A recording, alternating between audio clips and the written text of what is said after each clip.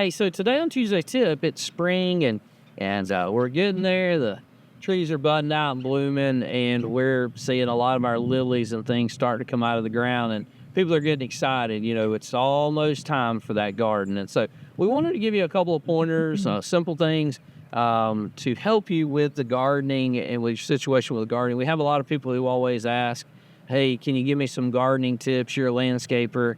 You know, I have a black thumb, this, that, and the other." And so we wanted to go over a couple of things in some of that. So as you can tell, we are in the process of building out here this outdoor garden for a client of ours. These are boxes we've gone over and done a previous video on these particular boxes. These boxes are made out of cedar, and then we put a weed fabric inside to keep the dirt from coming out. And then we've used inside of here a composted soil, and you can use a couple of different options for the soil. In our particular area, this soil is soil 3 from Supersod. As you can tell, it is a black, rich dirt. You can use this type of soil. We did a video a couple of days ago as well that you can check out on our YouTube page about a couple of different soil options that you can buy at Lowe's and Home Depot, the box stores. But if you need a big bulk material, then you want to look at finding a company that has this type of soil.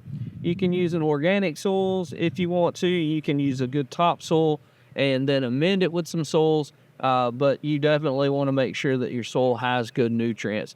This particular soil is a composted soil, so it is grass clippings, sand, some dirt, some different things that are all kind of blended together. It's gone through a heat. There's very little seeds in this, weed seeds, so we don't have to worry about a lot of weed germination right out of the gate. And then you have this ability.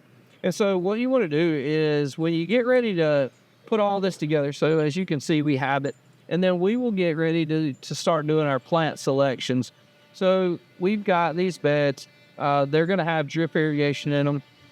And then what we would do is we would want to plant our plants in different ways.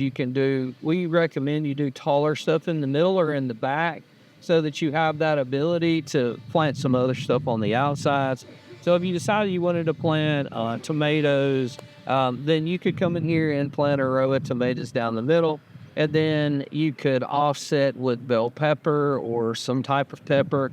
And then right along the edge, you could put something that would be a vine that could grow over, maybe onto your walkway if you'd like that. Or you can also use along those edges, you can use some herbs and different things. So just kind of keep that in mind. And when you plant your plant, in particular, if you're planting along in a row, you just want to, this dirt is very soft, as you can see. It is very moist, very soft. You can make your own composted soil. So like if you have access to cow manure and chicken manure and stuff like that, horse manure, you can kind of do your own organic composting if you would like. You just got to make sure that the weeds are going to be your biggest factor there. So you want to make sure that if you have straw or hay or things like that, that you make sure that you're not running into that seeds germinating and then creating a whole hay field in your garden. And so what we do is we plant in rows, particular rows. So we pick out what we want in our garden, and then we'll plant those. Once we get done planting those, we use an Osmocote fertilizer over the top. So we would sprinkle Osmocote fertilizer. What Osmocote fertilizer is it is a fertilizer with a shell over it, and over time and heat and temperature, that water will release. And that water will release out, and as that water releases, that fertilizer releases out, it will go through that process. So, and then I recommend that you cover the product. So this is one that's very different. I would recommend that you cover it with leaves. Now, once you plant everything in here, you can come back and put leaves between it. And what that leaves does, that leaves hold the moisture to the ground, and that will allow the moisture to stay on the plant and the leaves won't. And they're also biodegradable. So once you get done with your planting for the season and you pull all your plants up, you can just turn those leaves right into your compost pile, and you're good to go, versus having to take the rocks out or the mulch out. Wood chips actually suck moisture out of the ground, and they also suck the nutrients out of the ground, whereas leaves break down and they're biodegradable, and they work to help actually give the soil more nutrition.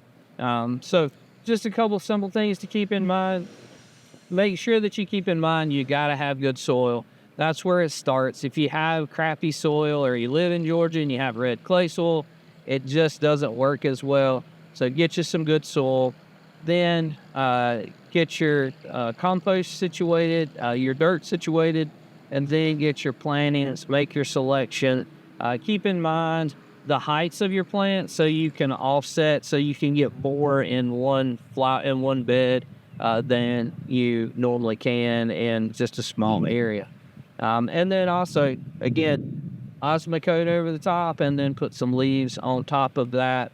And then make sure that you're paying attention to your watering. If you use drip, put drip in. You could do that under leaves. If you're going to do over-the-top watering, make sure that you have that set so that your plants get adequate water. So if you need some help with your planter boxes, or you need some help with your landscaping, let us know. We'll be more than happy to get a team member out.